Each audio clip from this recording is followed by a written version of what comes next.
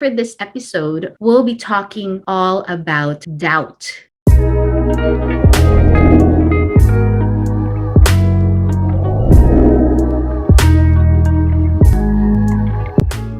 Hi, welcome to Seduction Marketing, where we'll be discussing all about client getting, prospecting, sales calls, overcoming objections, anything about your freelancing career, even mindset. So, if you're a freelancer, you're in the perfect channel because I help online freelancers get their ideal clients at their ideal rates through my seduction marketing techniques. I'm Sariah and I'm an online coach for freelancers. And if you want to get more videos like this to help you with your freelancing career, make sure to subscribe and hit the notification bell so you get notified when I upload new videos every week.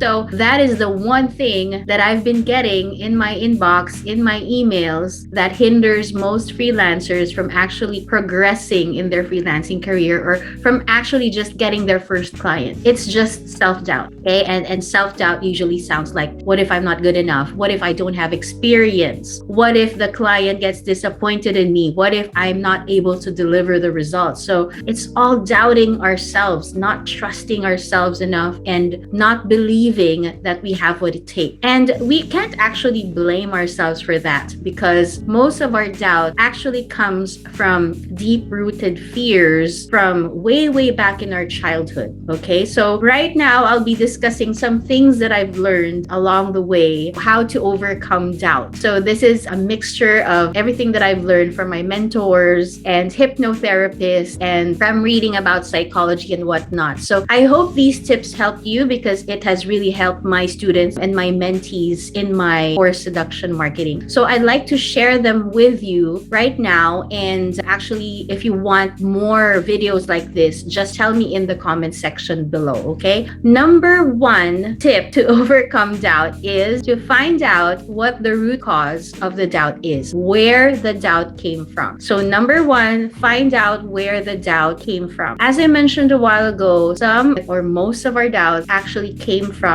mostly childhood memories. Why? Because if you trace them back to some memories that you had in your childhood that were not pleasant, they usually have strong emotions attached to them. For example, let's say that you're doubting if you're good enough to actually deliver a service or deliver results to a client. So try to look at yourself from a third person perspective and think, okay, so where did this fear and doubt of not being good enough come from? Did I ever feel this before? And how strongly did I feel it? Now, trace it back to as long as you can remember. Was it in school, in high school? Was it in kindergarten? Was it a parent who told you that you're always getting low grades and you're not good enough to become an honor student? You're not as good as your sister or your brother? Was it a teacher who told you that you're not good enough to make it to whatever?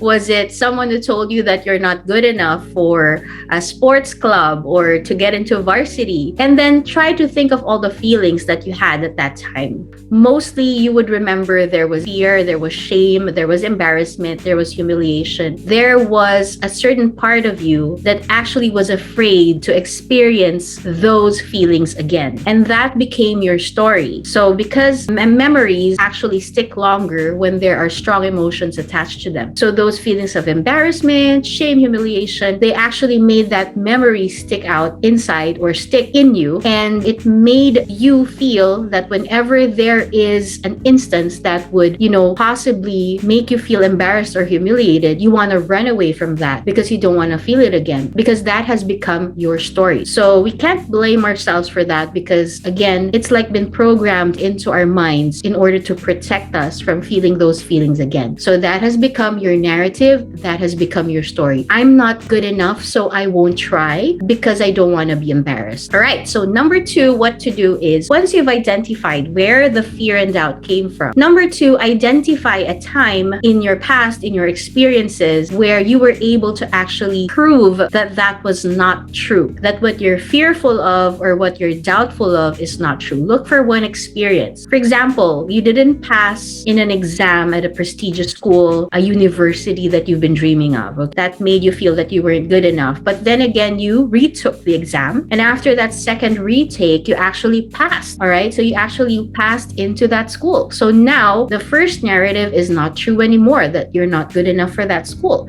because you just proved that it's not true. You just proved that you can actually pass. So that's now your new story. Now, as much as you remember the feelings from the old story of sadness or embarrassment, etc., now in your new story where you've proven that it's not true, remember again those feelings. Was it joy, happiness, excitement? Was it your parents were proud of you? Was it confidence? Were you elated? So remember those feelings to make those memories stick again. And now that becomes your new narrative. Make sure to tell your mind, this is my new narrative, this is my new story. I can actually pass that exam and I'm good enough for that university. I'm not a failure. It's not true that I'm not good enough. So again, you have to be able to change that narrative by looking for proof. Now, what if you don't have that proof yet because you haven't experienced it yet? So you've been doubting that a client won't accept me or hire me because I don't have experience yet. Now, what you do is look for examples from other people's lives. Have you ever seen of people who are actually able to get clients even without experience, right? So once you see that, oh, there are actually a lot of people who've been sharing that they've been getting clients even without experience. Now that just proves that your doubt is not true. It's not the reality. It's not reality. It's just something your mind makes up because it's afraid. So you have to always choose to believe the reality and not the doubt, not the fear that your mind is feeding you, telling you, right? Because reality is lots of people are getting clients even without experience. And you saying, what if they don't get me because I don't have experience? That's not true yet because it hasn't happened yet. So choose to believe those proof that has proven, or those things that has proven that the doubt that you have is actually not true. Okay? Does that make sense? All right.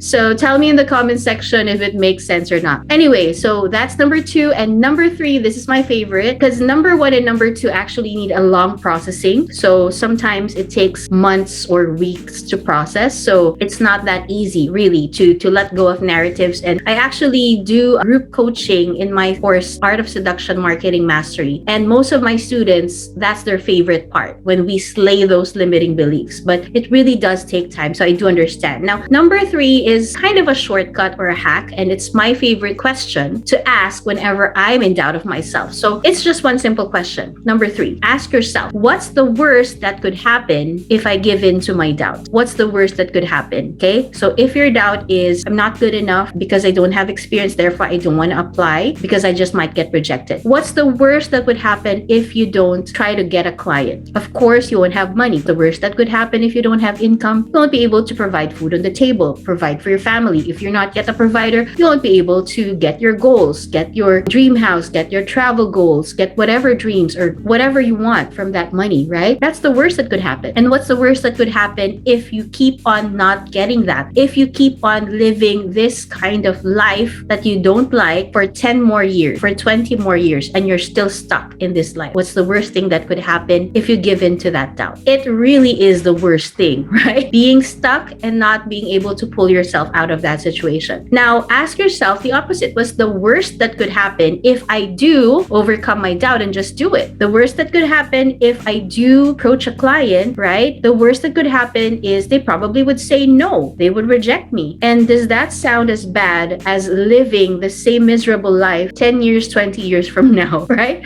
So what is worse? So the one is just, just being rejected, because you can actually try again, right? Until you find that client who will say yes. And the one is actually not being able to achieve any of your goals and dreams and being stuck in a miserable life for the next 10, 20 years because you allowed yourself to be eaten by your doubt. So you choose to believe what story or narrative becomes your reality. So look for those proof. Okay. So number 1, again, trace where the doubt came from. Can be a childhood experience of yours. Number 2, look for proof that your doubt is not true from your own experience or from other people's experiences. And number 3, ask yourself, what's the worst that could happen both ways? If you do it or if you don't do it, what's the worst that could happen? And then choose the outcome that you want. Because sometimes our doubts, they act as blinders. So they actually blind us from seeing beyond the doubt. We only see the imminent danger of being rejected, but we fail to see what's the worst that could happen if we fail to act because of that fear, right? And there are lots of worse things that could happen down the line if we don't act right now. So in order to remove those blinders, remove that doubt, just do those 3 things that I shared. Now, if this resonated with you or if this helped you, make sure to comment down below and tell me, share with me whatever experiences you have, whatever insights that you have. And if you want more videos like this, if you have any questions, any topics that you want to suggest, put them in the comment section below. I'd love to know. So make sure to subscribe and hit the notification bell so you get more videos like this in the future. So that's it for today, and I will see you in the next video.